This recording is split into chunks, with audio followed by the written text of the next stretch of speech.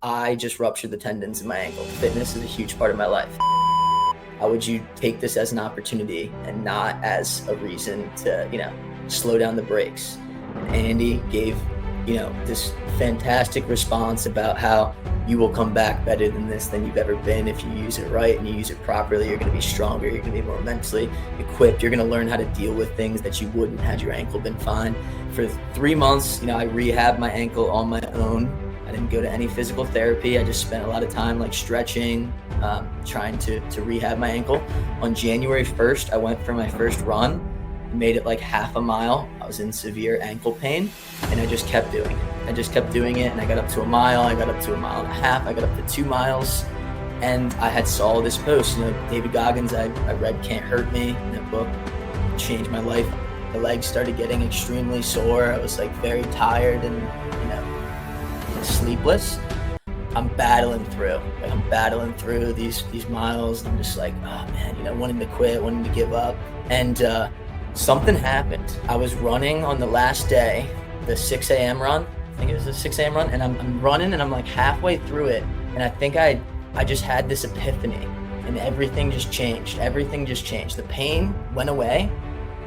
And I realized like, I've unlocked a new level. I unlocked a new level of what I think is possible. I am a firm believer that everything happens for a reason, and that I am thankful for all the good, all the bad, and everything in between.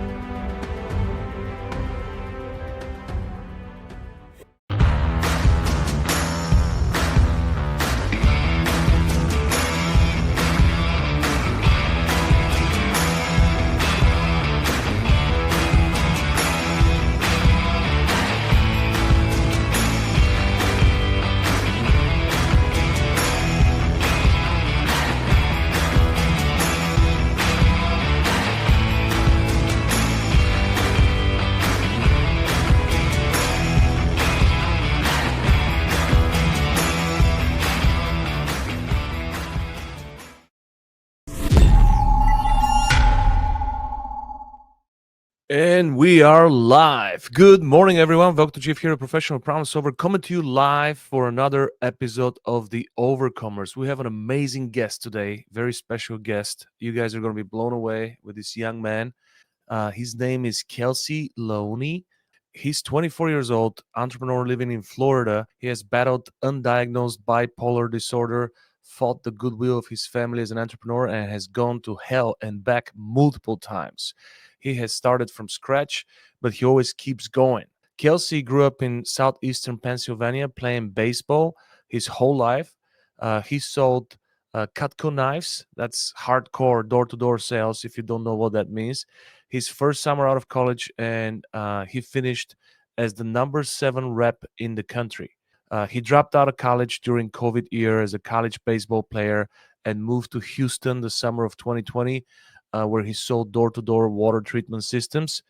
When he started a real estate wholesale operation in August 2020, he officially left school.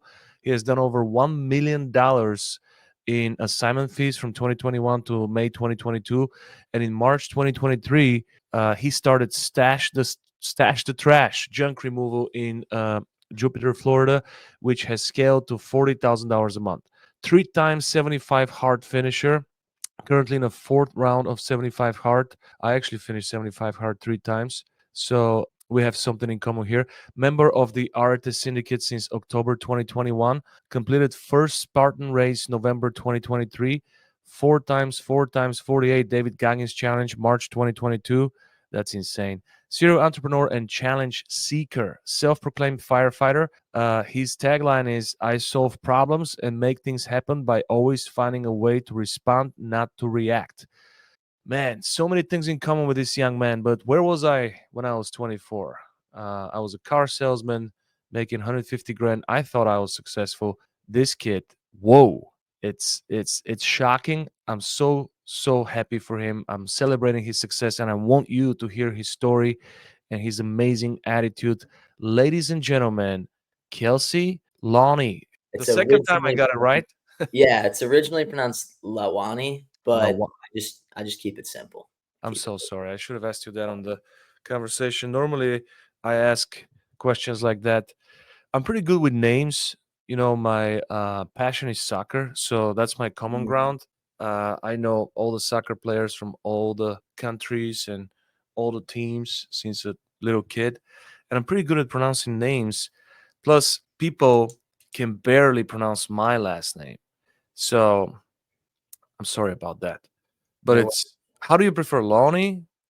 Yeah, I just said Lonnie. I have an interesting name because it's a 6-letter first name, a 5-letter last name, and you'd be shocked, 11 total letters, how many people struggle with both my first and my last name. So, um, Yeah, especially like retail reps, like so yeah, calling.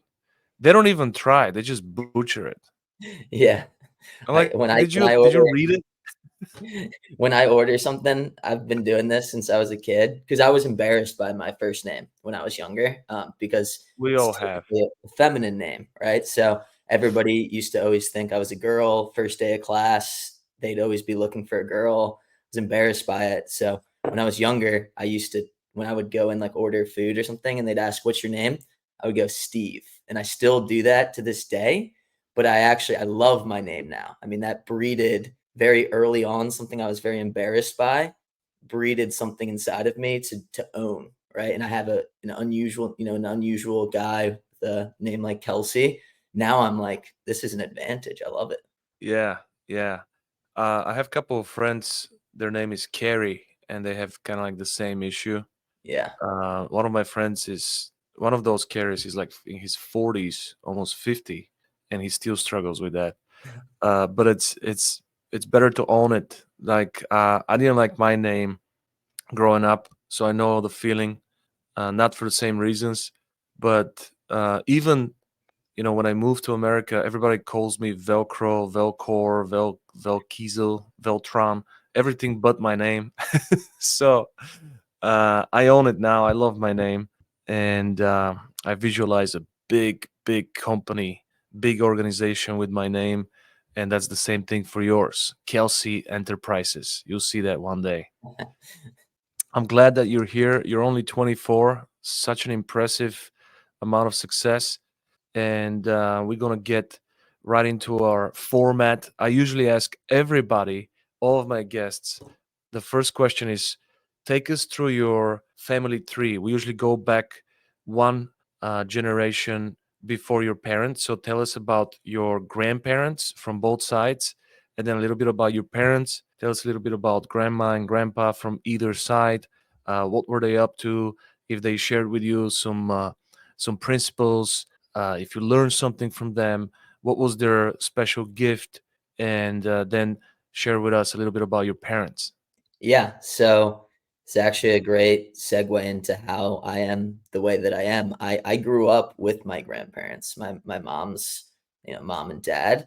They raised me. So my mom had me when she was still in high school, and I was raised all the way through by my grandparents. And I had an interesting upbringing where they had 3 kids. Were older during the time that I'm growing up, and they kinda let me do my thing. I wasn't really asked, like, "Did you do your homework?" There was a certain point where that question stopped very early on. Independence, trying to figure things out on my own, that started really early on, and I'm extremely grateful and thankful for them. They're awesome. My grandma fortunately passed away back in, April 2021, and I ran the Spartan race in honor of her, and had a fundraiser for the American Cancer Society. She passed away from pancreatic cancer, and my grandpa's still with us. He's an entrepreneur. He started a patient appointment messaging company probably 20, 30 years ago, and actually sold it a couple years back. So he's the person that really instilled into me my drive. When I was 1 years old, probably, he had me on a pull-up bar. He would hold me on a pull-up bar and I would do pull-ups, right? As like 1 years old. When I was probably 1.5 or 2 years old, we were playing baseball, right? So my whole life, we had charts where we would track how many pull-ups that we do every day, how many pull-ups we do every week. We would go out in the yard and throw and hit and he's very intense. I mean, he's like 80 years old now, and he ran a 5K yesterday for a turkey trot. He now that he doesn't have his business, he's a personal trainer, and he's always doing yard work. He's just a very intense person. And I mean, I couldn't have asked for a better upbringing in terms of the situation. And now, now I am still close with my mom. My father's side of the family, I'm not very close with. I didn't really have much of a relationship with that side of the family. So, I'm not going to touch too much on that side, but I'm sure, people can imagine I didn't have it the worst, right? But I definitely, had to figure some things out. And when you have a situation with an untraditional, let's call it untraditional upbringing, there's really one of two ways that things turn out. And unfortunately, most people go down the wrong path, and it's unfortunate because they just don't have the guidance for whatever reason. I don't know. I give the credit to my grandparents, but I also have to give the credit to myself, right? For whatever reason, I had this drive, right? I had this drive in me from when I was a young kid, where I was out knocking on doors in the neighborhood, trying to do yard work, trying to shovel snow, trying to do the things that I needed to do.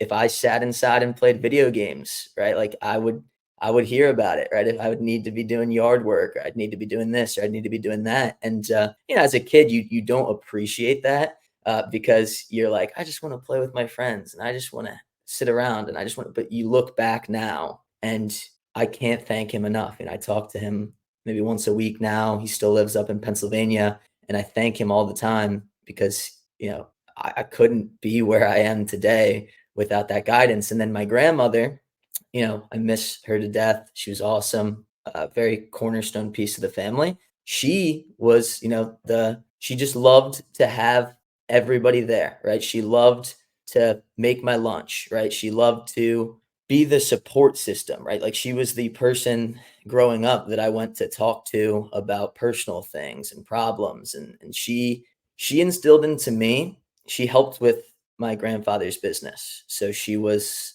the receptionist for the entirety of that business. And she never complained.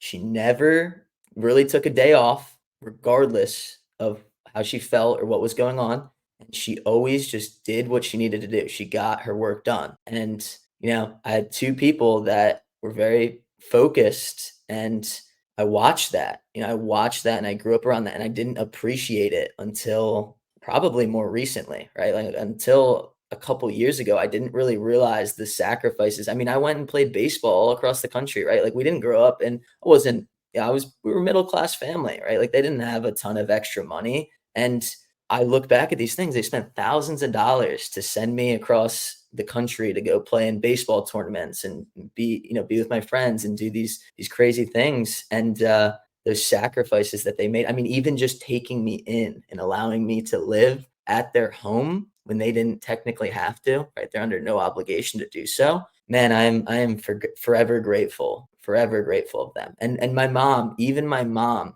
has a fantastic story. I mean, I mentioned she had me when she was in high school, right? Like that right there. A lot of people know that can go one of two ways, right? She Yeah. spent the majority of my life in medical school, and she now is an ER doctor. So, when I tell people that, like we're really not that far apart in age, right? She's 17, 18 years older than me. She now lives a life as a doctor, and has a nice house, and finally, has reaped the rewards of all the hard work that she's put in. That's an underdog story right there. I mean, who would have thought? I mean, you could go to a high school reunion, bring up her name, and I'm sure everybody would have a story of what they think happened to her. Look Right. at her now. I mean, that's a beautiful story, and I'm glad to have a good relationship with her. Right? She's like a sister to me.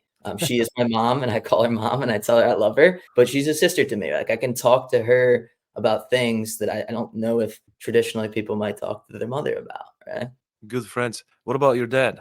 My dad really was not a big part of my life. There were when I was growing up, I used to do the every other weekends thing, and I remember, I just wasn't a huge fan of that. Right, I was very jealous of the other kids that I went to school with. Like we grew up in a good area, so when I say that I'm middle class, like we might be upper middle class in some areas of America, but in the area that I was in, mostly everybody was upper middle class or upper class. So I grew up around a lot of people that had that traditional household style, and like having to, go back and forth every other weekend, celebrate multiple Christmases. And it got to a point where it just stopped happening. It just stopped happening. And I don't have any resentment whatsoever. I like to make that like very clear. I don't have any resentment for how that all played out. I am actually grateful and thankful that I don't have the closest relationship with my father. I still talk to him a couple times a year, but I am grateful because for me, wanting to be a father in the future, I learned so much, right? I learned so much about how I want to approach, and I don't blame him. He was young, right? People make mistakes. I know a lot of people hold resentment and anger for a long time about these situations. I don't know the true story of what really happened. I don't know what was going on in his life. I wasn't close enough. I don't know how he felt. I don't know why he made the decisions that he made. I don't know all these things, and I'm not going to make assumptions or judgments as to why they are the way that they are. But look at me now. I've got a good head on my shoulders. I clearly handled it very well. And I've learned so much about the father that I want to be and the experience that I want to provide for my children. And I'm even extremely grateful for that. And also, right, everything happens for a reason. Yeah. The relationship that I have with my grandparents and growing up with them, had these things not been the way that they were, I would have never had that. Right. So everything happens for a reason. And despite not having a super close relationship, I have no resentment whatsoever. Like I said, I still talk to him a couple times a year, and I wish him the best. When I talk to him, it seems like he has some things figured out, and it seems like he has that the pain and maybe regret as well is probably a good word to put it. And I don't really even want him to feel that, because I want him to know, like, I'm all right. I'm doing okay. I'm gonna be fine. Was he also in high school or? Yeah, I think he was a senior, or maybe had like just graduated. So yeah, I think boys mature a little bit later than girls. Yeah. Did you lose interest or he lost interest with the visitations and the just Um, I distance that was created? I think there was like some things that had happened with his life that forced him to not be in the area anymore. Mm, So it became like it just became not really accessible to happen. I know at that time, like I was becoming a teenager, and we know how teenagers are. Like I know I did, like I wasn't a big fan of having to go and do this when I wanted to be like hanging out with my friends, or I was playing a lot of baseball, and it was becoming like more of a hassle for me than I wanted it to be. And I think he had just kind of accepted as well that, like, certain decisions or certain things that were going on with his life and his work and where he was now living, and it was just not a good fit anymore. it felt more like a chore because maybe you didn't have that strong connection where you're looking forward to hanging out with him. Yeah, It was like more like, hey, what do you want to do? You want to go get some ice cream? Kind of like. yeah, yeah. It Mm. just But do you know what's his relationship with his father? I just called, so that's my other grandfather. I just called him yesterday. He's going through health issues now at this point in my life. And honestly, when I would do those every other weekends, I Hmm. spent a lot of time with him, my other grandfather. Mm. And so I had a very close relationship actually with him. And as I grew older and I moved out of Pennsylvania and I was no longer there, it's now turned to phone calls, right? Phone calls. So it's an interesting conversation whenever I talk to him about that specifically, because I don't think they have a very close relationship anymore. I don't know if they really ever did. And he's now at a point, right, where like time is of the essence. And yeah, that's life. And all I can do is just kind of have the conversations that make him happy, right? And go and see him when I'm back in the area and try to be a part of his life in these remaining times. And from what I understand, I mean, they still talk. I don't think that they're right there, like Yeah. right there like this anymore. A lot of the times, his relationship with his father would would be kind of like his education on how to be a father. In Mm. your case, you're very fortunate. A small percentage of sons have your approach of learning from the warning rather than a good example. But our relationship with our fathers, I believe it's really important because the father's job, kind of like the responsibility of the father, is to lead you to God and your relationship with God. So, what's your relationship with God? I always grew up believing in a God. I consider myself Christian. I don't actively practice, so I'm not in any sort of affiliation. I don't actively go to church, but I've always, with my grandfather, we've always grown up with the concept that there is a higher being and that there is somebody out there that is making decisions, and that's the extent of it. As I've became older, I've started to individual, as an individual, tie myself more to a relationship with a God and a higher being, and I've became significantly more spiritual on my Mm. own, more spiritual and technical, and also open to just having conversations with different people of different backgrounds. I've been partners with people that are extremely Christian, Catholic, religious every Sunday. And then I've also been partners and really close friends with people that don't really talk about it at all, have really say nothing about it. So, I'm not a big fan of religions, because religions historically kind of control your soul.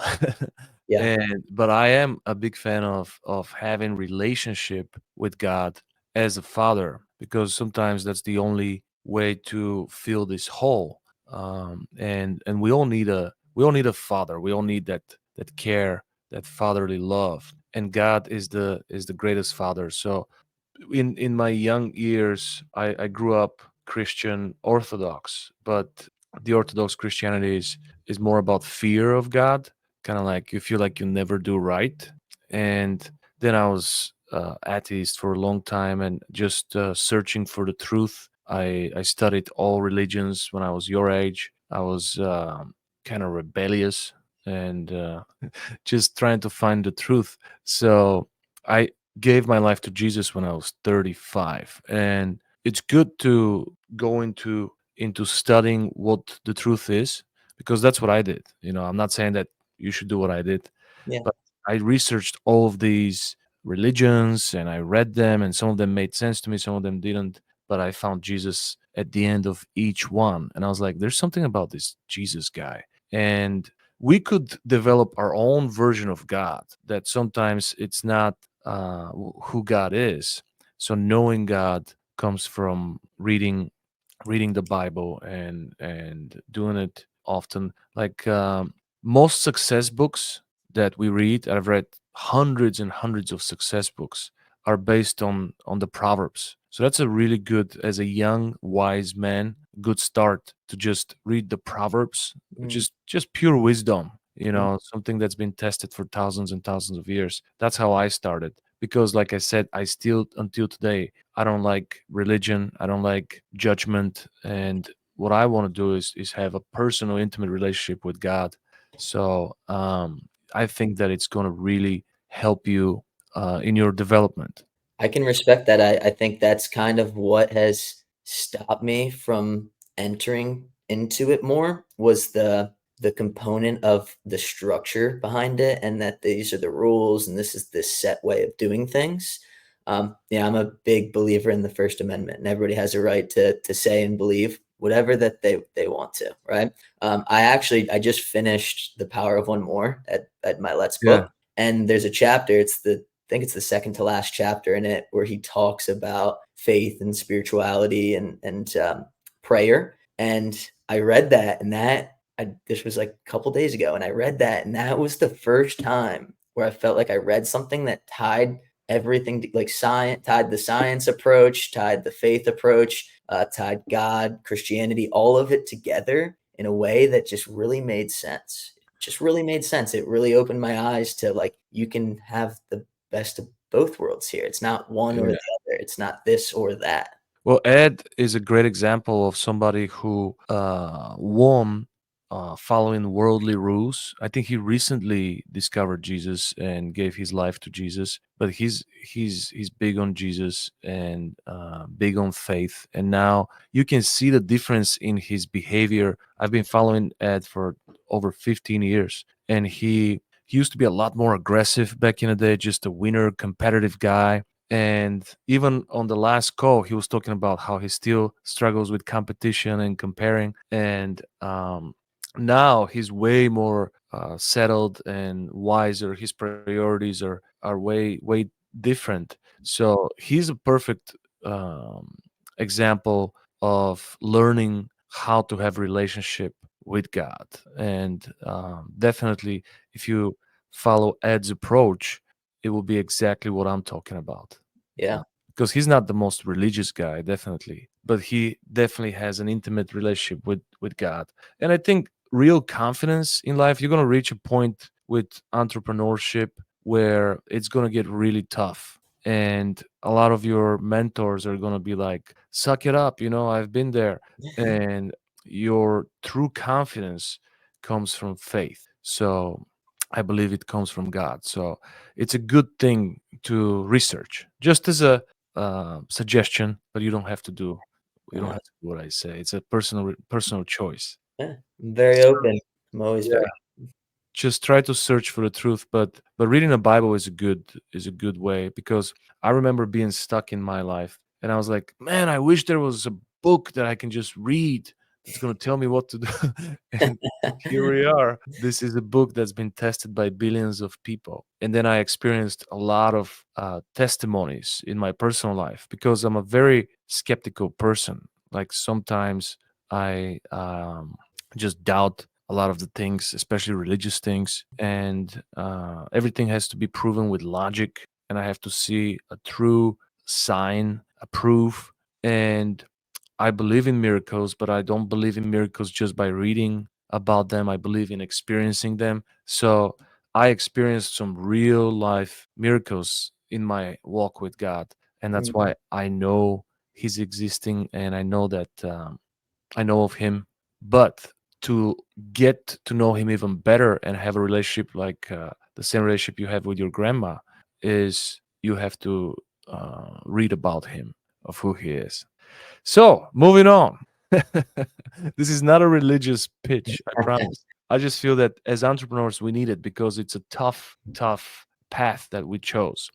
Yeah. And like I mentioned in the intro, I used to sell cars when I was your age, and I was making 150 grand, and I thought I was really successful, very proud. And I feel like, wow, you're on such an amazing path. At 24, you're already experiencing the freedom of entrepreneurship. You've been in the hardest category of sales, door to door. How do people survive with door to door, especially in the southern states now, Oh and yeah. not getting shot? How, Yeah. Oh yeah. what was And the biggest challenge with door to door? they say the hardest door is your car door.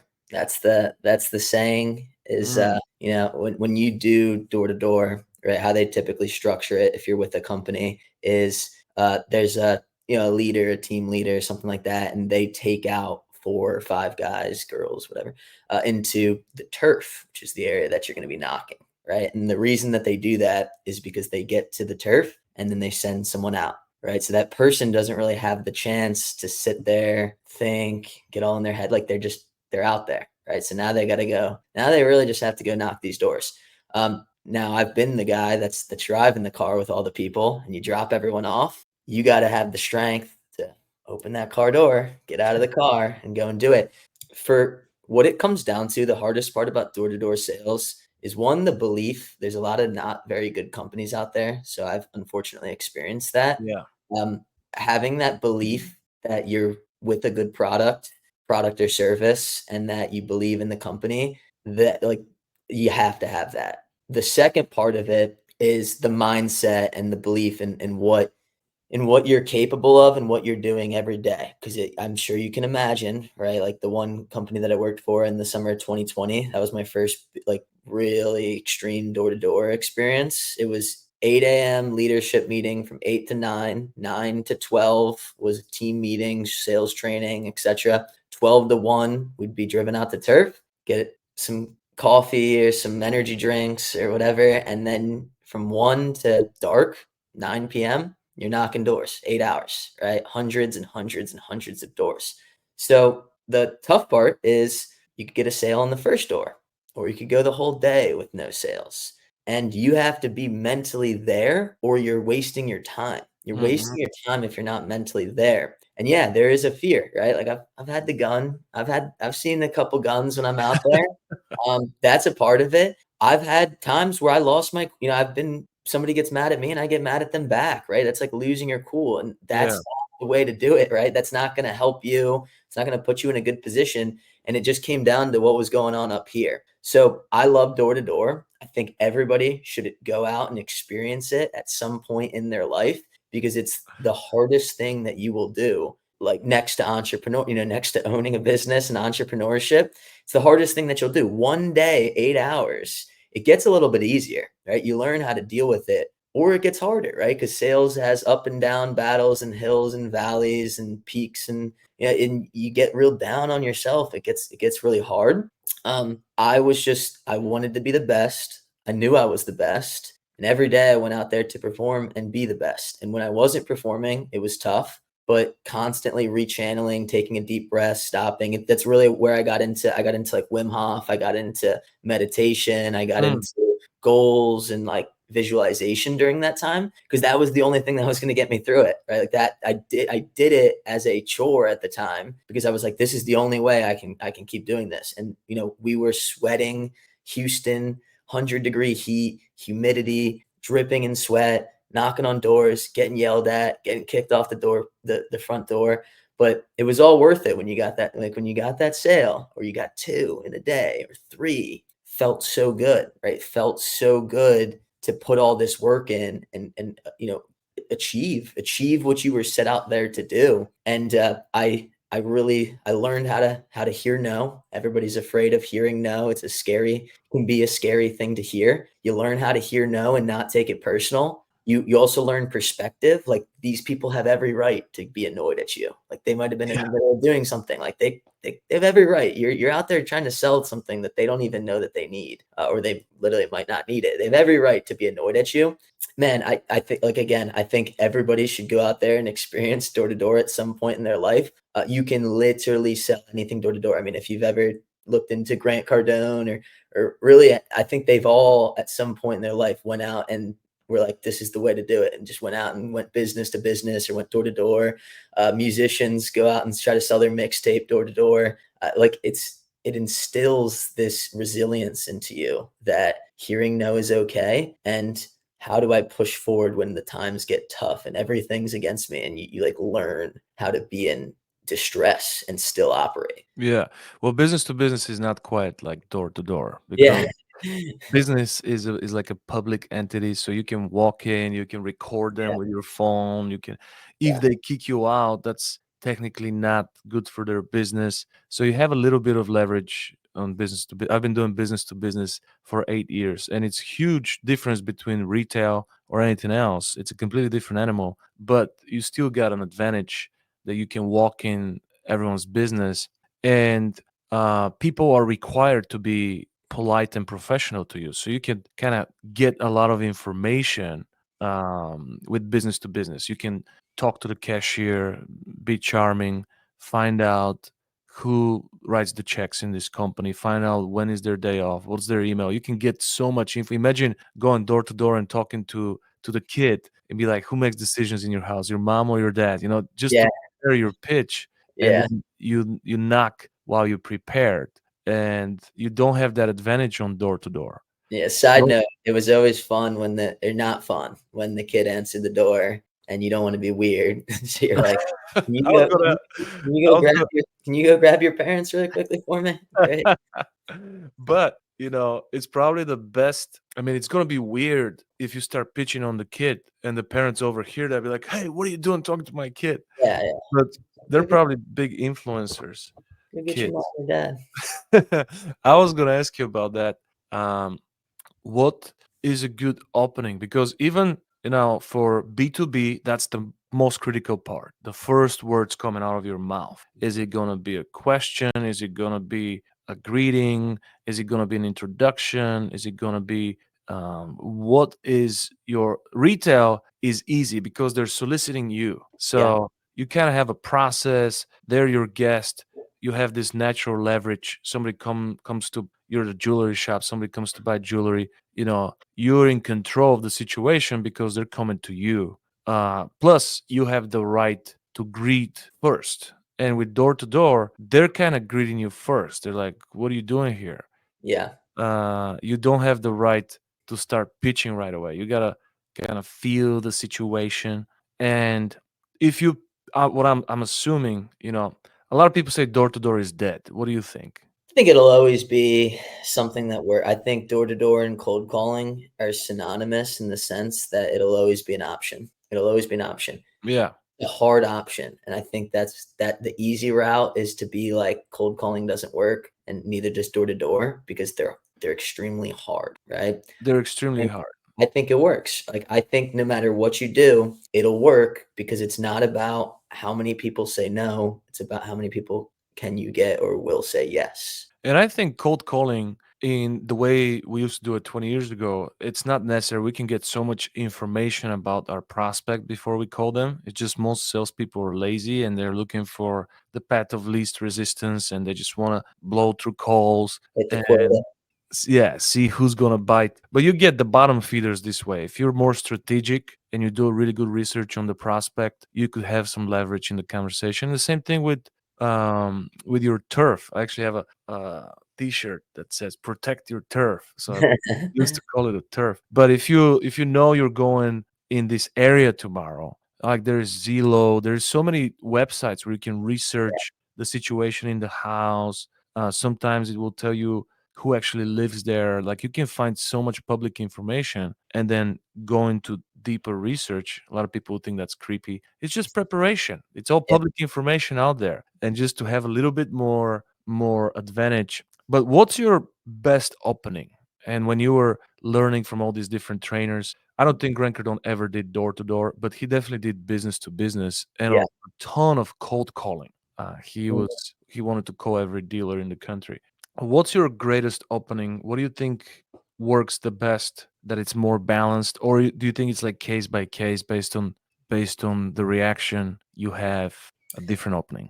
I think the only way to actually extract good data is by having using a fixed example of something and then continuously using it. Every situation is a little bit different. Every encounter is a little bit different.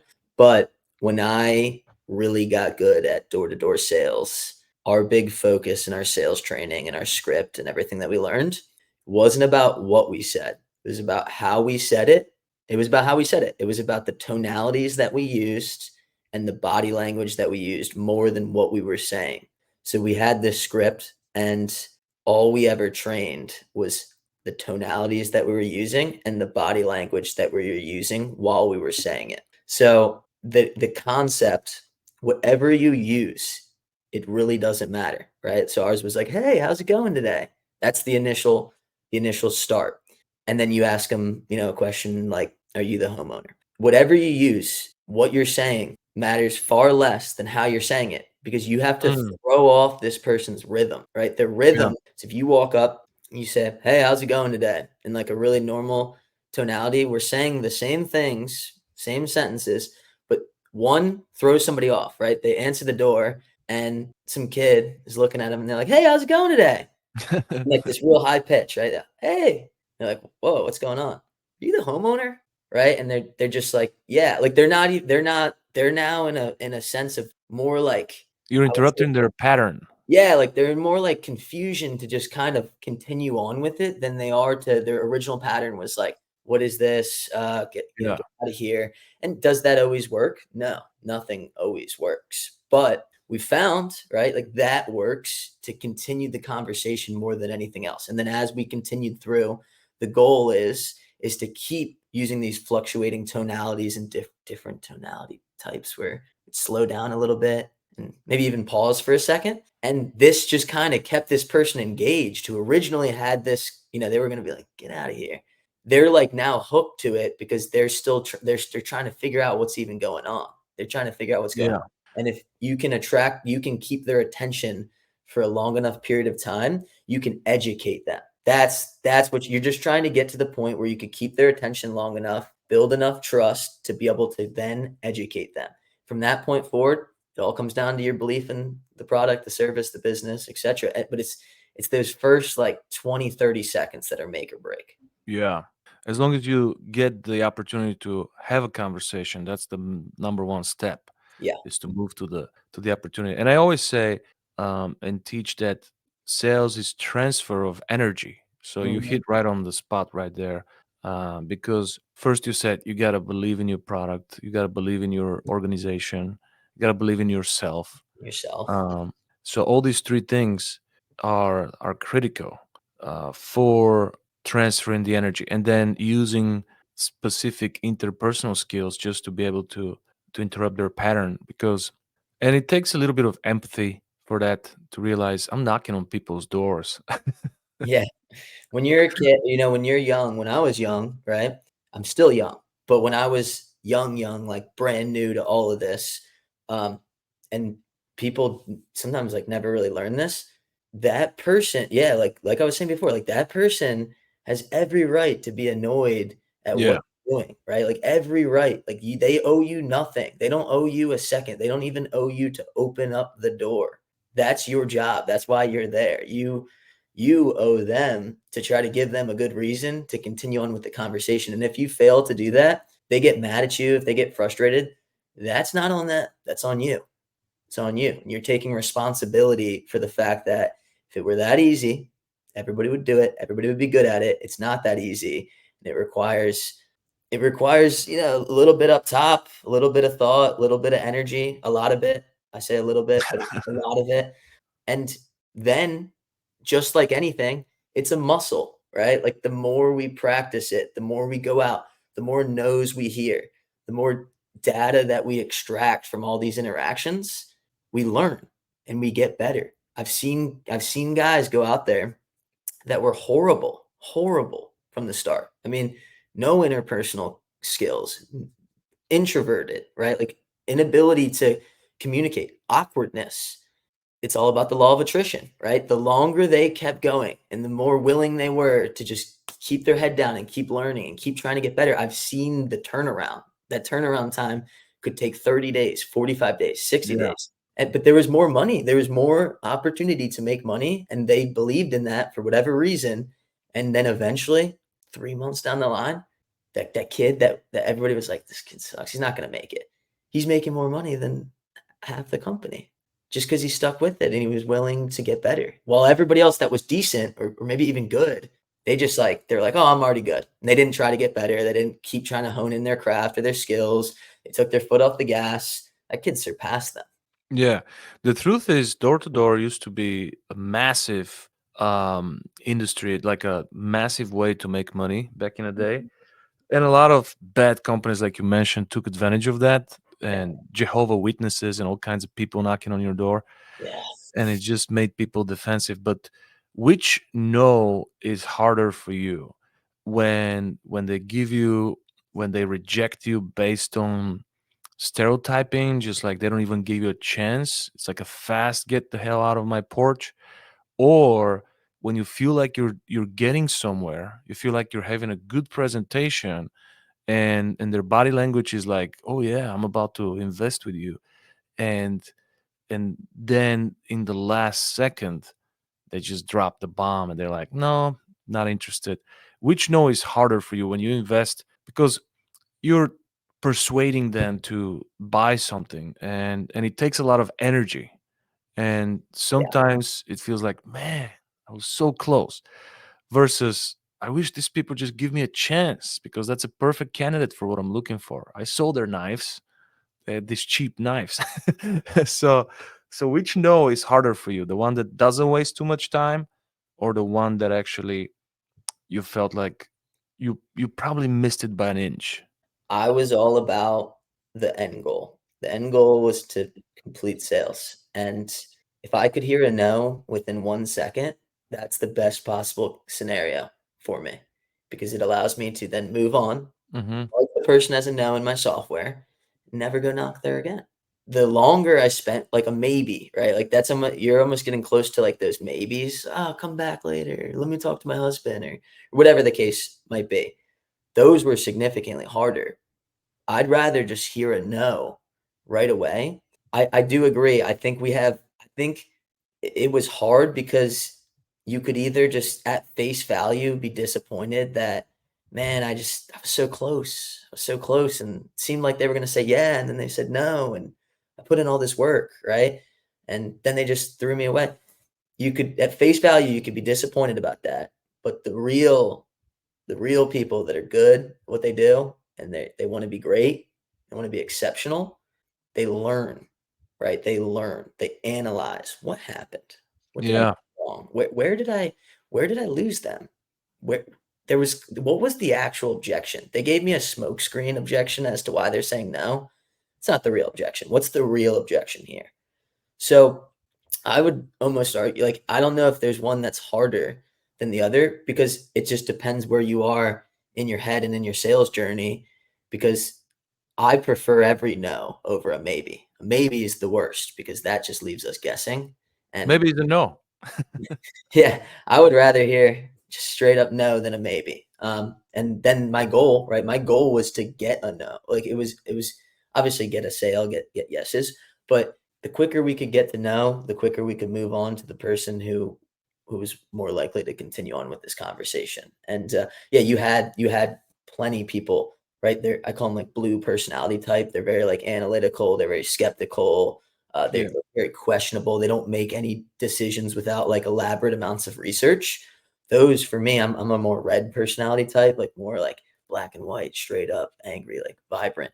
Um, the blue personality types were the hardest for me because I couldn't relate. Like I didn't have that Mhm. relation to their skepticism and their unsureness of everything, and I that was always very difficult for me.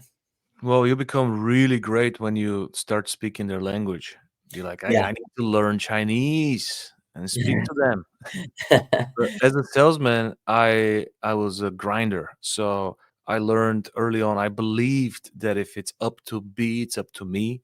And I always pointed the thumb, not the finger. Like I never blamed the buyer. I always knew that I'm doing something wrong, which really helped me out throughout my sales career because I blame myself for every lost sale. Mhm. And those quick no's, I've wasted so much time in my career with B2B specifically. Those quick rejections that are based on stereotyping or just a terrible opening on my end or something like that. I would always go back and knock on the same door over and over again. And I've closed a lot of those deals, but when you put the time measurement of how much it took me, like how many tries I did to change their mind and to get them to see me from a different angle. There is the satisfaction. My ego is satisfied at the end. But in the meantime, I could have helped hundreds of people that actually needed me and Mhm. wanted my services.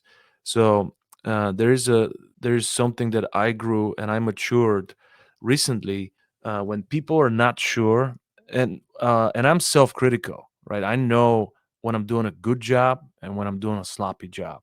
Yeah. So if I feel like I'm doing a good job, that's the highest compliment I could receive. I don't believe other people. If I'm satisfied with what I'm doing, even though we have blind spots, I know I did good. And because I'll be the first one to say, this sucked. And now when people say, let me think about it, or maybe, I just say, thanks for letting me know. And they don't expect that. They expect me to try to fight their objections Yeah. and I just move on. And they're like, they want to know the answer. They're like, well, what? Pull. Yeah. The They're pull like, back rather than the push, it's the Are pull. aren't you gonna try something? Like, they're almost, like, disappointed, and I'm like, "Look, I'm not gonna stay between you and your problem, if you wanna remove the problem, I've got the solution, but if you wanna still hang out with your problem, that's between you and your problem." It's your toxic relationship with your problems. So, I'm not Yeah. gonna sit here and beg you to do what's right for you. And they're like, "Alright, where do I sign?" So this has been working with me, and if they say no, I'm okay with that because Yeah. that's really what's going on there. Like I've convinced them, I've made sense, I've studied this hundreds of times. I know what I'm talking about. Makes sense. I'm proactive with everything. If they're not getting it, it's their personal problem. It's not my pitch, or it's not the value of my product. And since I started doing that, I learned that from my mentor. And it was like, it was against my nature. I'm like, no, I'm gonna grind this until one Much. of us dies. But he was like, no, you're wasting your time. And some of the worst are the ones that say, I'm gonna do it, but not right now. Those are the worst to chase. Like, Mhm. if you're not doing it now, like if your entire subconscious and existence is screaming inside of you, do it, and you're still not doing it, like that's another personal problem that I'm not gonna get into. Yeah, Um, it's complete. That's like my door to door reality of no's and maybes and yeses. When I went to real estate, I I realized that the push is not always the answer, right? That's not always the answer. And I think what I learned even more was when I started to be sold things. I hate the push. I am like because I've been in sales for, 4 or 5 years, I already know when I'm in the middle of, like, a sales thing, and then, like, I'm like, "Oh, geez, I'm gonna have to say no, and then they're gonna give me an objection, and then they're gonna try to handle my objection." And, like, I like, because right, because a good salesperson, it doesn't feel like you're in a sales atmosphere yeah, versus, like, a not so when you're with, like, the not so good salesperson, or they might be decent, but not great, I recognize it because 'cause I'm very, like, aware of the whole sales process, and I'm like, "Ah, geez, like, I'm gonna have to face this objection, and they're gonna have to make me keep explaining why I don't want to, and then they're gonna handle that." I have massive respects, and I actually like to work with the people that when I give them that they pull back, right? Because they're not putting the pressure on me to keep having to explain myself. I'm the type of person, if you wanna close me, invitation to anybody that wants to close me, the pull works on me very well. The pull yeah, works very works well. on me too. Take the iron off, and you take the heat out of the room, and then I'm making the decision. I don't like somebody to make the decision for me, you know, yeah, I don't like somebody to make that. I don't like to feel like I'm being sold or somebody's making that decision. Yeah. And actually, the word decision is a tough one because I have changed my entire dictionary, Mhm. so I could definitely sell with the pool. So I make it their choice. I mention words like, if you choose to do so. And it really, it's just in my whole presentation, it's all about them being free to do whatever the heck they want. And you're absolutely right. The pool, I think, works not only on both of us, but it works on the majority of the people because people have really negative definition of what sales is in their mind. Everybody hates this Yeah. uh, pushy salesperson, and people even hate the persuader, the really schmoozy type Yeah. that just keeps coming back at you. Well, why Um, wouldn't they, right? If you have all these interactions, and let's say 90% of salespeople really are not that good at sales, like, and your constant interactions with people make they're uncomfortable. They put you in weird positions. It's why when people walk into the store and the guy walks over and is like, "Do you need help with anything?" People are literally there to buy, and they're like, "No, no, it's okay," because they just yeah, don't deal with it because they've dealt with so many bad situations, right? Like, that's the perspective, is that yes, people have every right to automatically assume this because why wouldn't they? It's your job now to be to be the difference maker. Maybe even be the person that changes their whole concept on sales potentially. yeah. It's our responsibility to build the motivation, because that is a turnoff. Like I compare sales with massage. When you go to massage, the therapist doesn't tell you, "All right, you grab the left hand, I'll grab the right hand, we'll do this together." No, they say, "Lay down and I'll take care of the whole thing for you." And that's what people expect when they buy something. They expect Mhm. you not only to pitch them, sell them, but they also expect you to set up everything, do all the work, so they don't have to move their finger. And that's what they describe as a great experience, as a seamless experience. And sometimes when you let them know that that's exactly what you're about to do, and they don't have to move their finger, that's what creates the value for them, so they can go back to playing Candy Crush or whatever they're doing. But many salespeople like are asking these questions: How can I help you? How can I? When you go to the doctor, they don't ask you, how can I help? How can we fix this disease? They have answers and solutions, Same is with mechanics, and I think many salespeople fail there by just listening to the buyer of what they're supposed to be doing.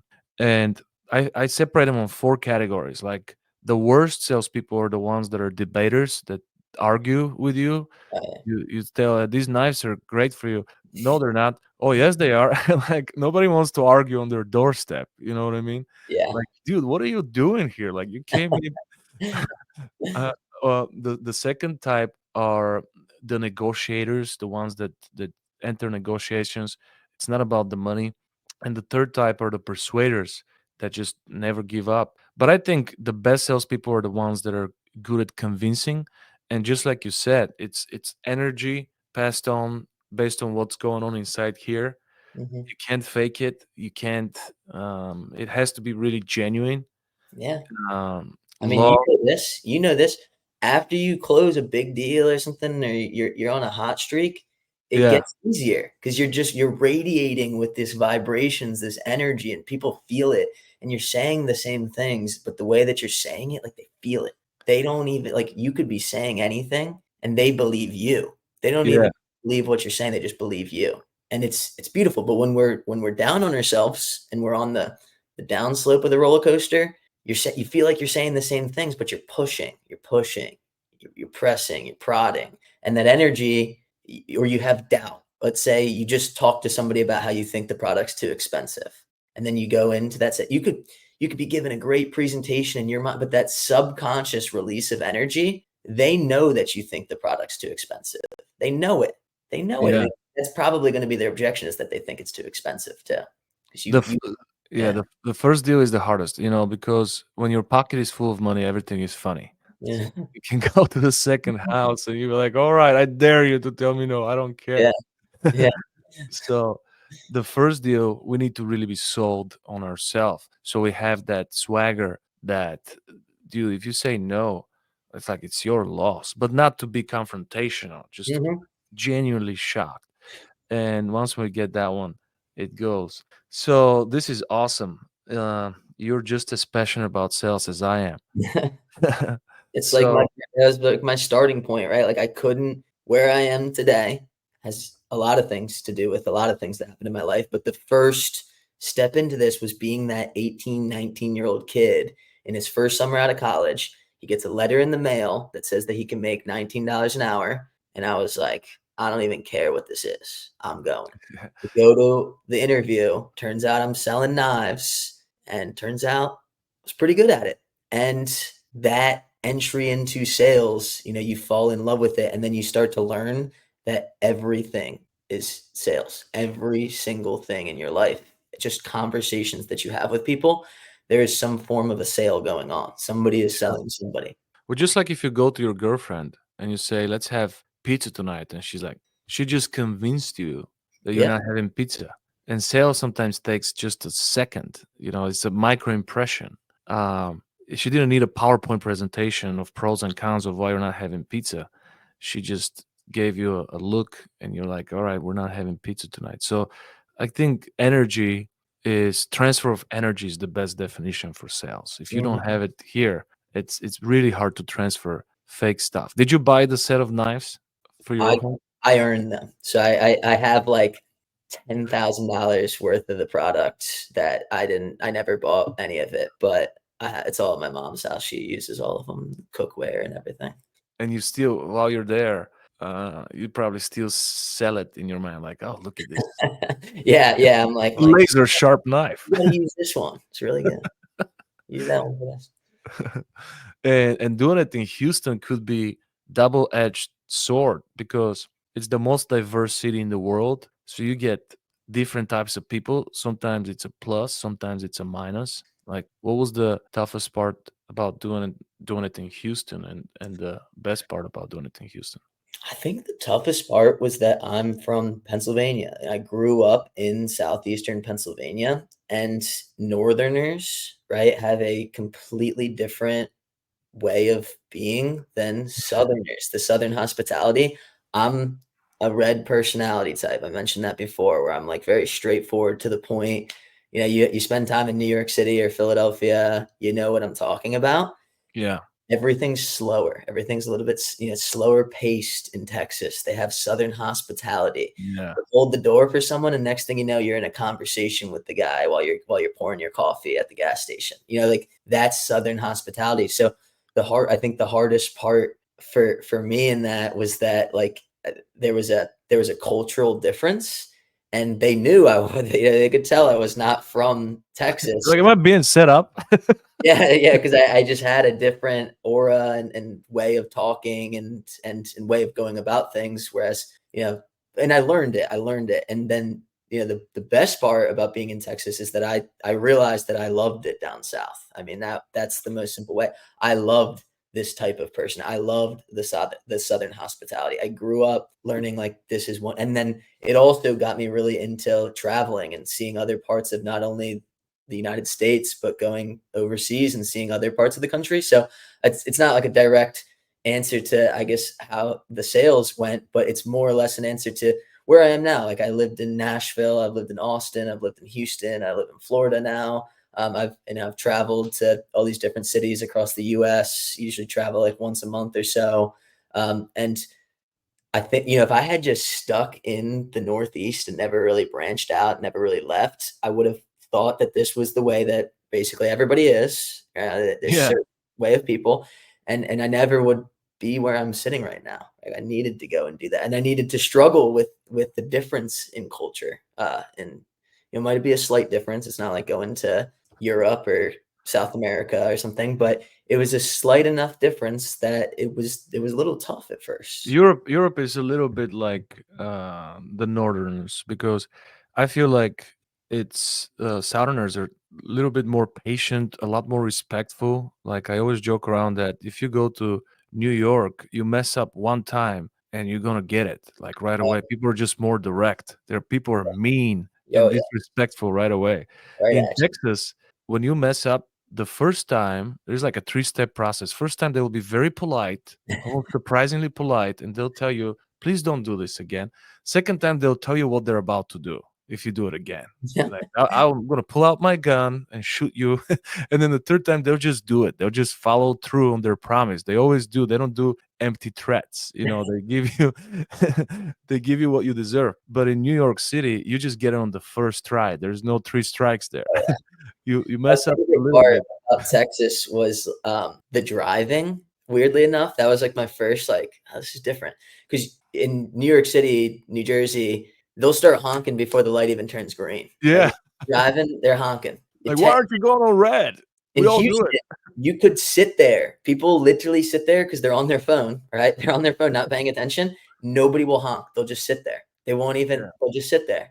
No honk, no rush. That was like my favorite difference. And it was like, all right, things are different here. If I go honking at people, they're gonna know I'm not from here. First time I drove in New York City, somebody was so close that they like bent my mirror. Mhm. And we're like making eye contact. I can see them. And they're not even saying I'm sorry. I'm like, come on, dude, you just broke my mirror. Fast-paced bumper cars up there driving. Yeah. It's crazy. Yeah. Well, tell me about the first. I think you touched on that, but what's your first conscious moment? Is it when you realized you were alive? Is it when your grandpa was helping you do pull-ups? I don't remember those moments, I have to say. I remember. When were you like for first time self-aware? Like, all right, I am alive. I exist.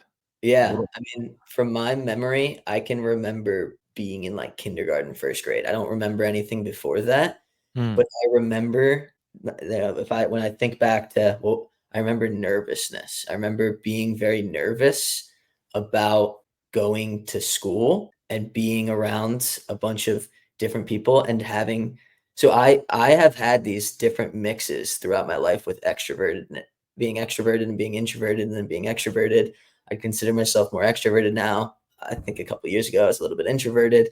I've gone back and forth. I think I had a very introverted nature when I think back at these times because I was so nervous. I didn't want to like talk to people. I was nervous they were gonna like make fun of me. Those are weirdly enough, like those are my first memories. And then a lot of them are baseball related. A lot of my earlier memories have to do with baseball, whether it was a good moment, a bad moment, being like, I used to cry when I was like first grade, second grade, because I wanted to do well, and I would cry if I didn't do well. I remember those moments. Oddly, when I'm thinking about it now, they're actually more like embarrassing moments or Mhm. not so great moments that I'm not necessarily like super proud of, as opposed to like really good moments when I look back at, remembering some of my first conscious memories. I think we're all introverts, but it's based on fear, and we step into the fear, regardless of the fear, to become extroverts. I don't think anybody is like, oh yeah, I can talk to thousands of people, no problem.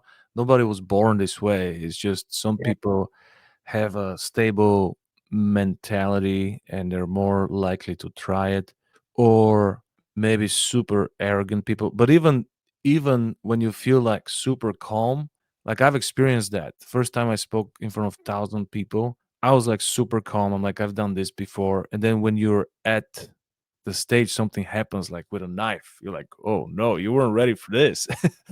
So we're all introverts. That's what I think. And just some of us step into it regardless of the fear and the emotions that are going through, and we just do it anyways.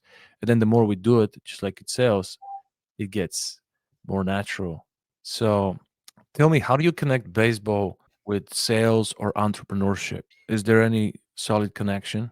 Yeah, baseball is a great sport. Now, I'm biased, but it's a great sport because you can make it in the Hall of Fame, right? It's like a normal saying. If you succeed 3 out of 10 times, like you succeed 3 out of 10 times, that's a 300 batting average. It's considered failing in all textbooks, right? By any Yeah. degree, but you have succeeded at the highest level. It's a game of failure, more failure than success, and you can still be successful. And you can have the best player in the world. He gets one moment, goes 0 for 4, does nothing, but he's still the best player in the world. He's hitting 350 on the season, but that one game he went 0 for 4. And it taught me early, right? I mentioned like crying when I didn't do well, that failure is going to happen and it's going to continuously happen. And it is a Mm, part of our life, but it's not about what just happened in the last at bat or the error that we made in the field or whatever. It's about how we respond and what we do next. And things are not always we can do everything right. You That's the other thing about baseball. You do everything right and you still fail. And then sometimes you get lucky, but you're doing everything right, you get lucky, and you get in these, like, hot streaks where you're not even hitting the ball very well, and you get hits, and you're rewarded. So it taught me, like, this up and down battle that you constantly face. Then also, on top of that, that's, like, the mentality of how the game actually plays out and the longevity and why people quit and why people keep going with it. The amount of training and skill work that I put in for years and years and years, like, people I still play in a league. I play in a league on Sundays, and it's a competitive league with former college players and former pro players. And I hadn't picked up a bat in 3 years, and I go in there and I lead the team in batting average for the summer season. And I that's had awesome. a friend ask me, and he's like, "How do you do that?" He never played baseball. He goes, "How do you do this?" And I'm like, "Muscle memory." Like I spent 20 years, 20 years doing this every day, every single day. It's more than just riding a bike. Yeah, I still like I had a little bit of struggles from the 3-year gap in between picking up a bat and then playing again, but it taught me like if you whether it's sales training, whether it's making cold calls, if you are consistent and you do it over and over and over and over, you're just going to get better and better and better and better. And it's better to take, let's use cold calls as an example. I'd rather have somebody make ten calls a day for 10 days, and that's 100 total calls, than 100 calls on the first day and 0 for the other 9, right? It's the same number of total calls, but it's the consistency. It's the consistency that breeds greatness. And that lesson has stuck with me forever. Anything that I do, if I can be consistent, it's not a sprint, it's a marathon. If I can just be consistent and continue the inputs and work hard, and everything doesn't have to go right? You learn that like when you look at stock trader, when you look at investors like Warren Buffett, because I just read The Psychology of Money and it talks a lot about Warren Buffett, right? Like He's not always right. He's not always right, and he hasn't always been right. But he's notoriously one of the best investors of all time, and everybody knows his name. He's failed a lot. Yeah. All failed a lot. Baseball is very similar. The best baseball players, the top guys in the Hall of Fame, they have failed way more times than they've ever succeeded. Way more times. So as a business owner or as a salesperson, you just have to understand that that's part of the game. All the flash and the excitement are on the home runs and the sales and the big deals. That's what gets all the glamour. But in order to be great, you're going to have a lot more failures than you have successes. It's just not how it works. Just not going out there and always being successful is just not how it works. Man, that's pure wisdom, Kelsey. That's very wise. And I agree with you 1,000,000%. You know, I'm a soccer player, so I never when I started I love baseball. I love batting. When I first experienced when I first went to like a real game, I was like, man, these guys don't earn their money because in our sport, we Yeah. don't stop for 45 minutes. It's like Yeah. constant stress, 45 minutes, we take a 15-minute break, then another 45 minutes. That's one of the sports America hates because there is no commercial breaks every 5-10 minutes. Mhm. So in baseball, everything is like such a slow pace. Like they chew their tobacco, they're walking slow.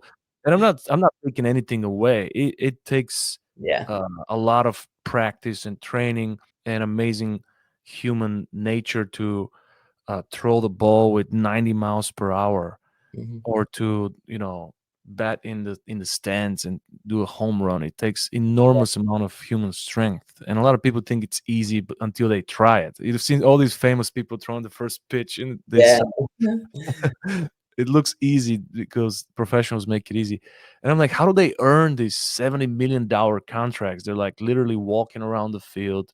But it's what you just described is the law of baseball, and it's so right.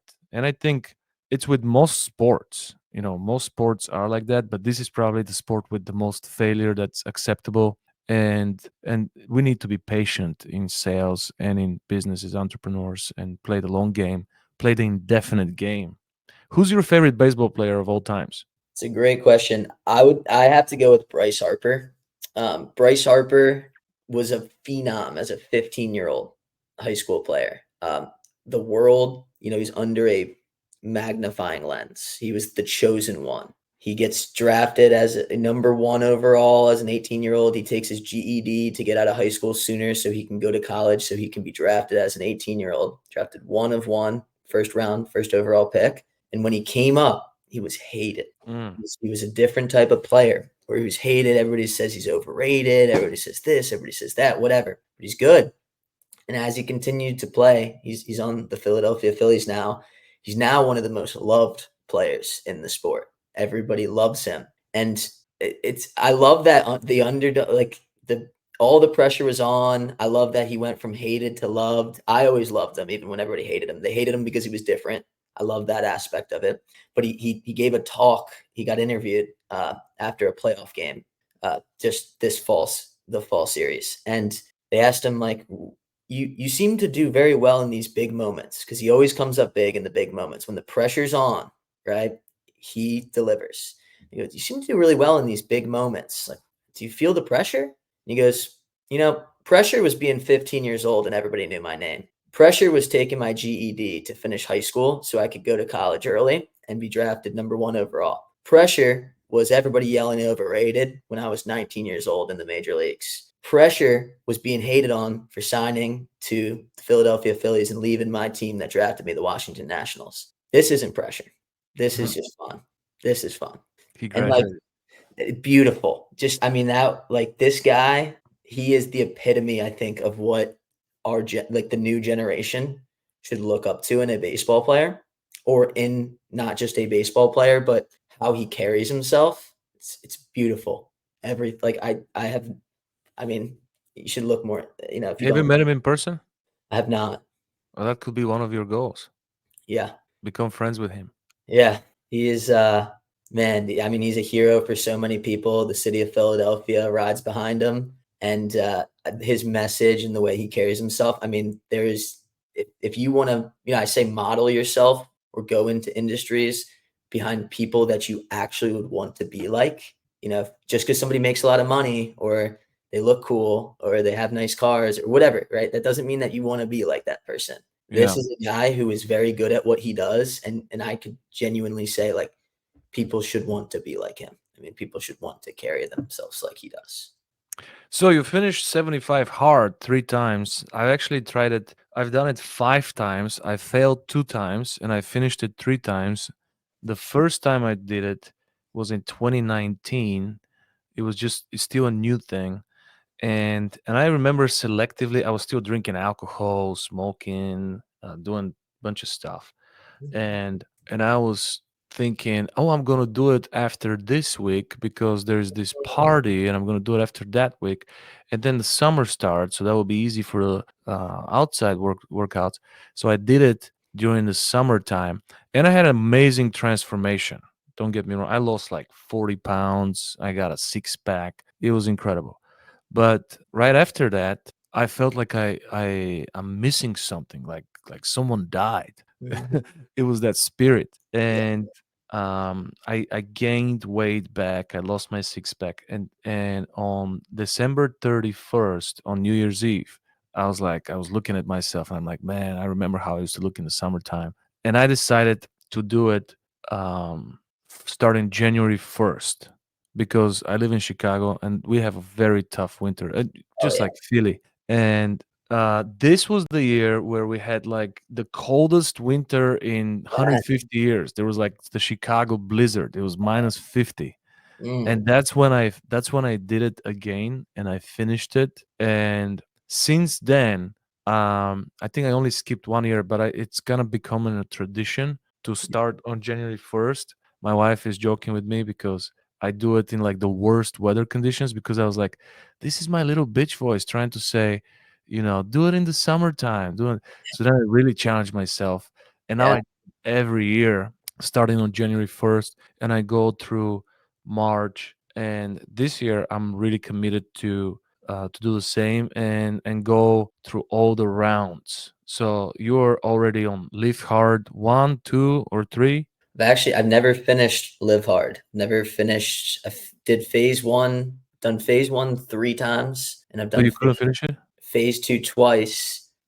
This last year was why I started 75 hard again. This will be my second 75 hard within 365 days because I didn't finish.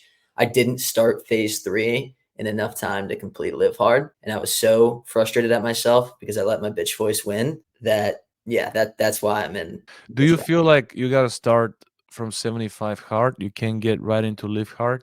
Well, 75 hard is the stage one of Live Hard, and then it's 365 days to complete it.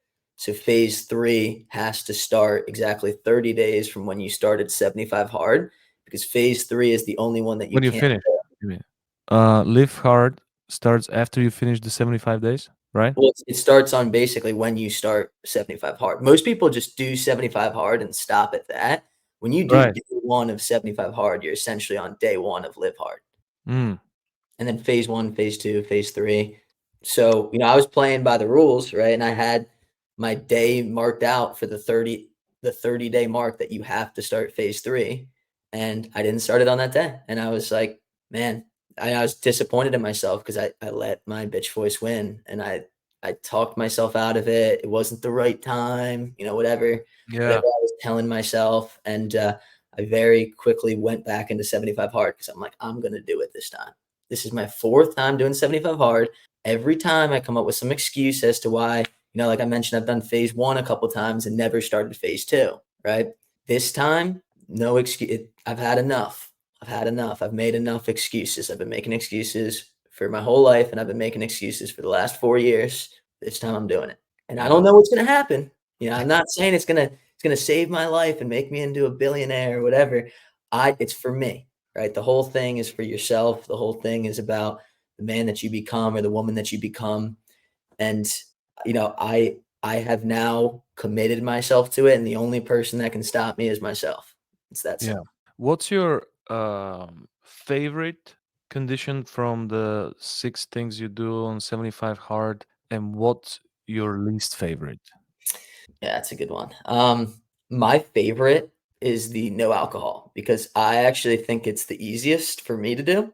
Yeah. The negative effect that alcohol has on me is night and day. The hangovers that I get when I'm and like just removing that component from the weekends, and the weekends just become like a weekday for me now. It's the what I get done in a 75-day stretch when that's not an option and not a choice is paramount. It's the easiest one for me too. But the other things I do, I do them regularly. The workouts, I work out almost every day.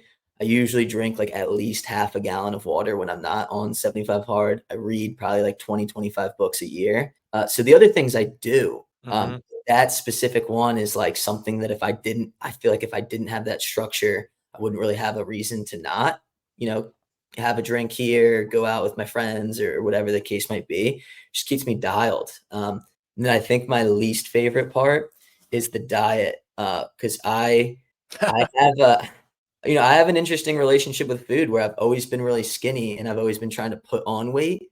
Yeah. And my relationship with the diet is not to like diet and lose weight. It's to health, like in a healthy manner, yeah, it's in a healthy manner, still put on weight.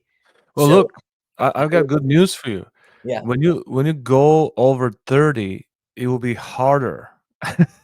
yeah. So, Yeah, so I just enjoy. remove negative things on the diet that I really like. So, I remove things that I like but aren't good for me. So it's an interesting concept because I like to have a good relationship with food. I don't want to be like ultra. I want to have a good relationship with it, and I don't want to go overboard with like weighing out food. And I think people spend a lot of time doing that, and all of the credits to them. They can totally do that. I don't like that. What's your version of clean diet? What do you eat when you're on 75 hard? So I eat a full whole food diet, right? Eggs, blueberries, honey, chicken, rice, ground beef, more rice, potatoes, Greek yogurt. That's it. Like that's it. The only thing that I eat besides that is like protein bars, right? If I'm at like a gas station or I'm on a run or going somewhere, whatever.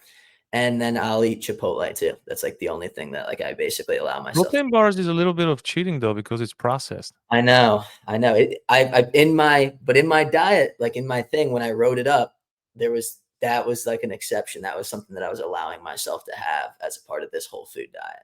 Good. Yeah, very similar to yours.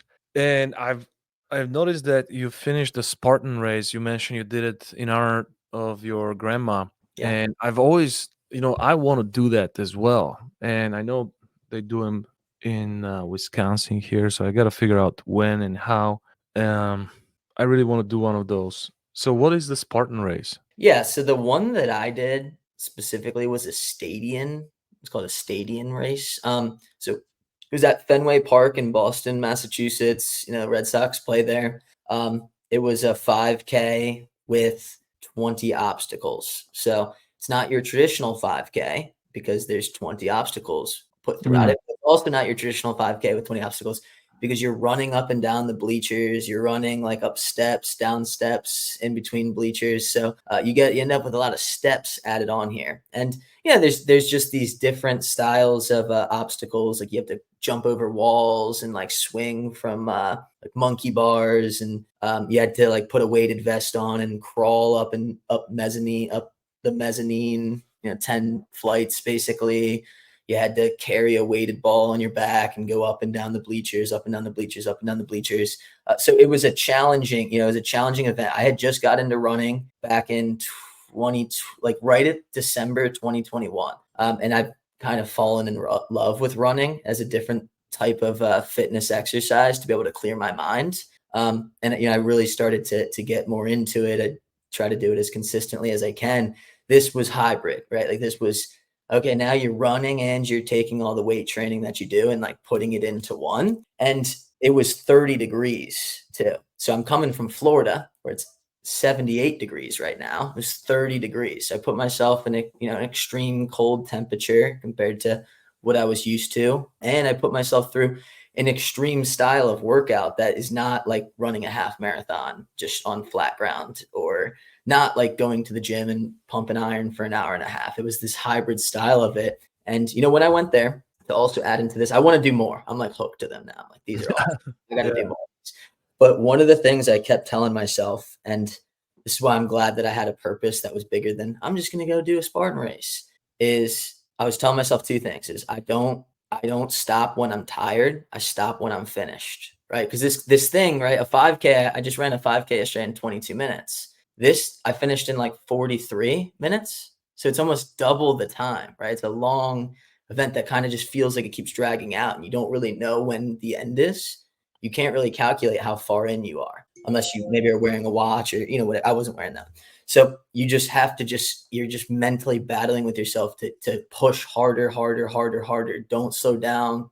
I wanted to give it all. I wanted to keep my pace going. And then I also kept thinking, my grandma went through cancer treatment, right? And this was also on Veterans Day. So I had these two thoughts in my head. I had my grandma went through cancer treatment, and, she was getting chemotherapy for a year and a half. She didn't give up. She didn't give up. It was on Veterans Day, right? A lot of people have lost their lives, right? We honor our veterans for a reason. They didn't give up. So I just kept replaying that in my mind over and over when I wanted to stop, and when I felt like it got tired, when I got tired, and when I felt like it got hard. I just kept thinking, like, they didn't quit, neither do I. They didn't quit, neither do I. I don't quit. They didn't quit, neither do I. They didn't slow down. They didn't stop. They couldn't. They literally couldn't stop or slow down. They had to, when it got tough, keep going. And man, if I walk in with that mentality and some more training to the next one, I went into that one going, I'm winning. I'm coming in first place. I didn't come in first place. I think overall I finished 29th. So not bad, but I want first place. So I add these elements together, a little more training now that I kind of know I know what to expect now. I'm coming for first place. That's on my goal list that I started writing, is I'm going to win a Spartan race. Nice. My tagline is winners never quit and quitters never win. Heck yeah. You kind of touched on I will stop when I'm finished. That's kind of like the way David Goggins operates, and you finished Yep. that challenge as well. Tell us Yeah. a little bit about 4x4x48. Yeah. So in October of 2021, I was in a flag football league, and I ruptured the tendons in my ankle. Kind of embarrassing, right? You're playing flag football with your friends, and you end up with that was the first major injury I've ever had playing baseball my whole life. Never a major injury. First major injury I've ever had. So I'm on crutches, I'm in a boot, and I determined, I was very determined. It was right when I joined RTA Syndicate too. And I put a question in on my first RTA Syndicate call, and I said, I just ruptured the tendons in my ankle. Fitness is a huge part of my life. How would you take this as an opportunity and not as a reason to, slow down the brakes? And Andy gave, this fantastic response about how you will come back better than you've ever been if you use it right and you use it properly. You're going to be stronger. You're going to be more mentally equipped. You're going to learn how to deal with things that you wouldn't had your ankle been fine. And I decided, I never ran. I hated running. My whole family is runners, and I never ran. I hated it.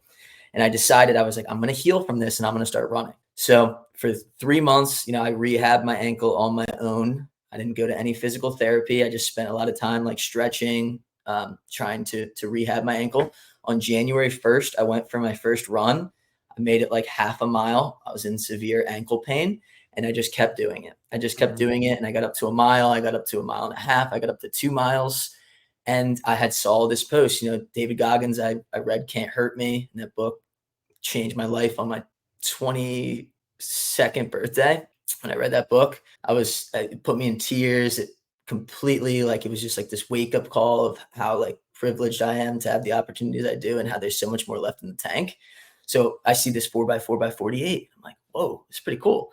At this point, I'm only at 2.5 miles, 3 miles for my runs, but I'm doing it consistently. I'm starting to become consistent. And I was like, I'm going to do it. I'm going to do it. So all my friends, it starts on a Friday night at, I want to say 10 p.m. or 8 p.m. is the first run.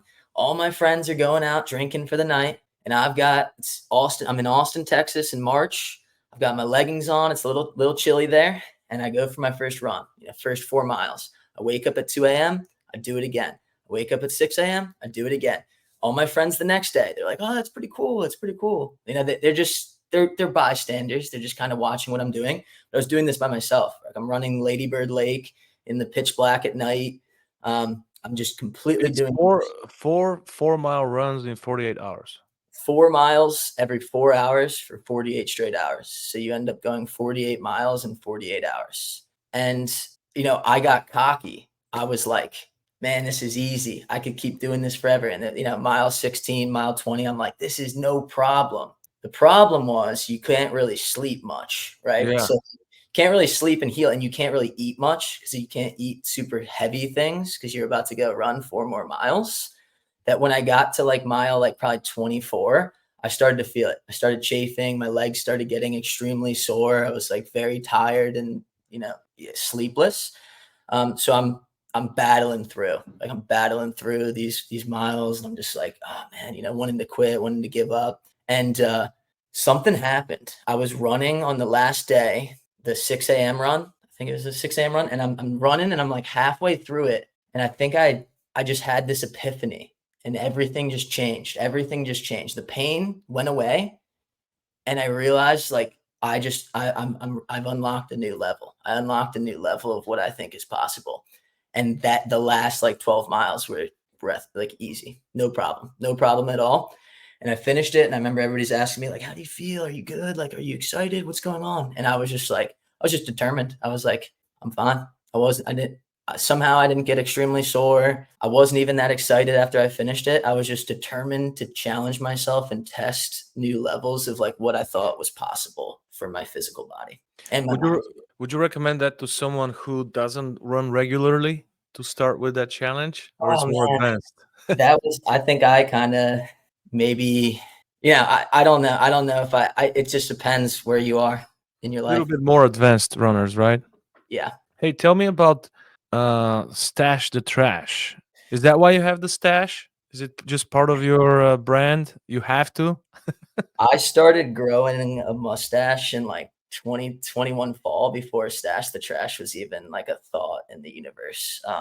But I'm on 75 hard, as we mentioned before. So I got the gallon of water a day, and you know how that is. Cool. Well, I'll just go into Stash the Trash junk removal a little bit if you're on here right now. I had a mustache before 75 hard was even a thought. Or sorry, before Stash the Trash junk removal was even a thought. And What will David Goggins say about your bathroom break? No, I had to go to. it was like I was like, oh geez, like we've been That's going for an because of hour. so much water we're drinking. Yeah, I got the water. I even like haven't been drinking the water because I was trying to avoid something like that happening.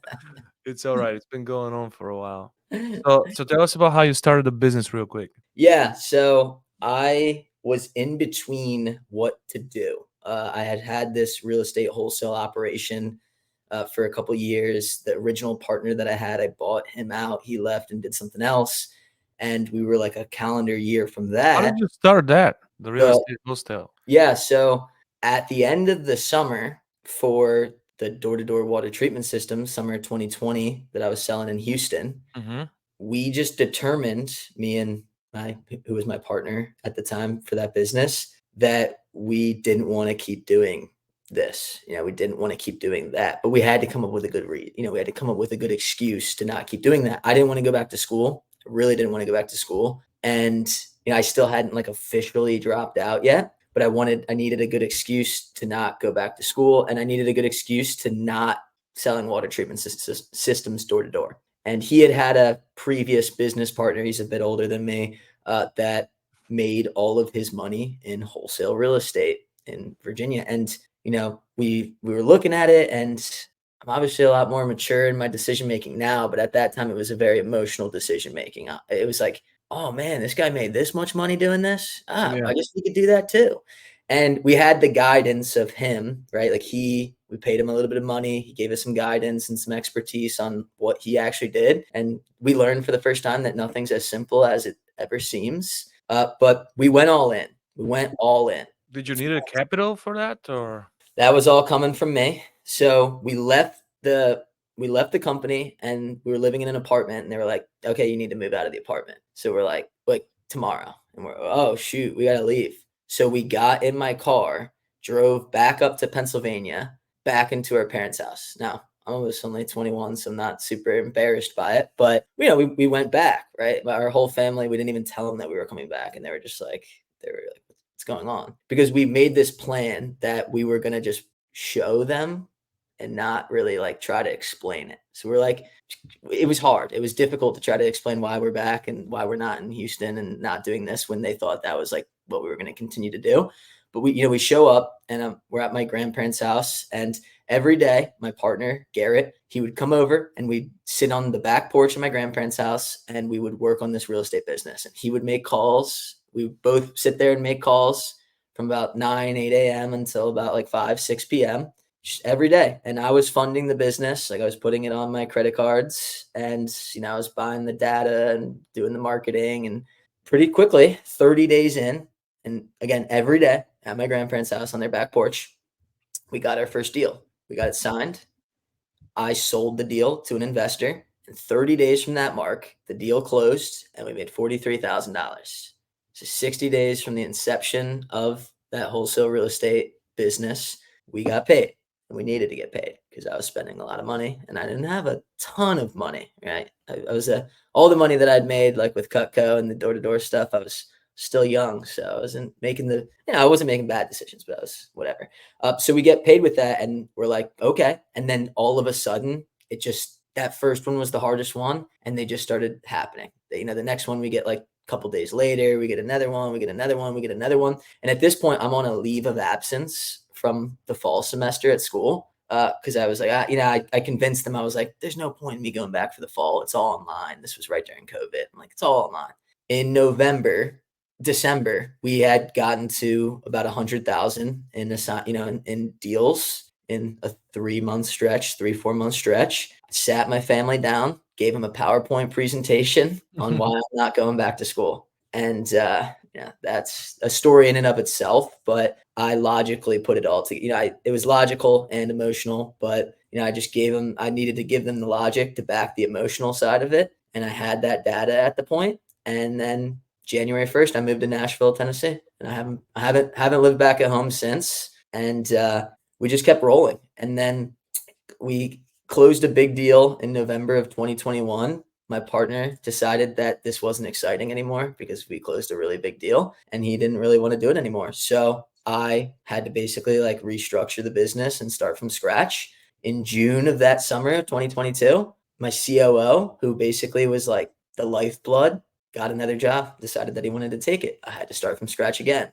In November, I did a merger between another company. So we basically partnered our companies together. That partnership just didn't really work out. I didn't really have our goals just weren't aligned very well. And in January, we decided to split ways. So I, for the third time, had to decide if I wanted to start from scratch again or what I wanted to do. And for a long time, I had wanted to get into something a little bit more consistent with cash flow.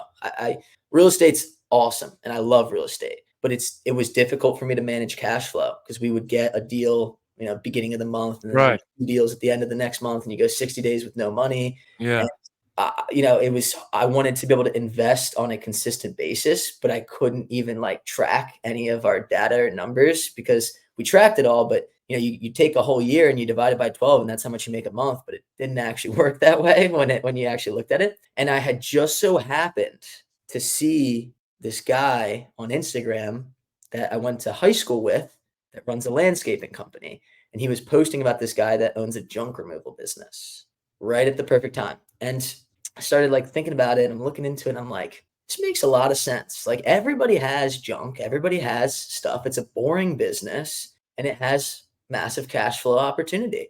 So I looked into it a little bit more and I just made the commitment. And I had a girlfriend at the time that lived in Jupiter, Florida. We moved in together. I had an initial partner and we just decided to run with it. And I paid for mentorship from this guy that had this junk removal business in St. Louis. I was just on his podcast last Thursday. He's became a good friend of mine through this business. And It's been awesome. I mean, it has had its struggles. I've had my difficult times. I've had my moments where I want to give up. I've had my questions of like, what am I doing? I have no blue collar background whatsoever. So all of this stuff was fresh to me, using a Sawzall and like all this crazy things, landfill, no idea how any of this stuff worked, but I love building a business. And you give me an opportunity to build a business with something that I can believe in, and that's all I need. That's all I needed. And like as I've done this, we've built a community in an area that I'm not from, right? People love us here. We started the everything from scratch, and we've scaled it out, right? Like we have full-time employees now, an operations manager, and we're just continuing to push the throttle down. We're doing Christmas lights for the holidays as well. Nice. Yeah, I mean, this has been one of the most different and one of the most difficult. I personally think in the last 7 months since I started this has been a more difficult journey than real estate was in the entire 2 years, even despite having to restart multiple times. But the passion that I find with the opportunity at cash flow and still being able to go and then invest into real estate, I'm all in. Like I'm all in right now. This is what I'm going to be doing. This is what I'm going to continue to do. This is what I'm going to build, and I don't see myself letting up anytime soon. That's awesome. One last question before we go. What is one moment in your life that you can go back and either edit or relive one more time? Let's say you have a time machine, a DeLorean, and you can go back in time and you could either edit it so it has different consequences, or you can edit your response or your reaction, your behavior, or you can just watch it one more time. I am a firm believer that everything happens for a reason, and that I am thankful for all the good, all the bad, and everything in between.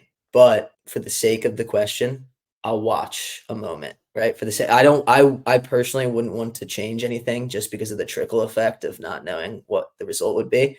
But for the sake of the argument, there are moments that I would love to go back and watch and analyze and learn from to really see how I played them out. And one actually is like it was only like a year ago or 11 months ago.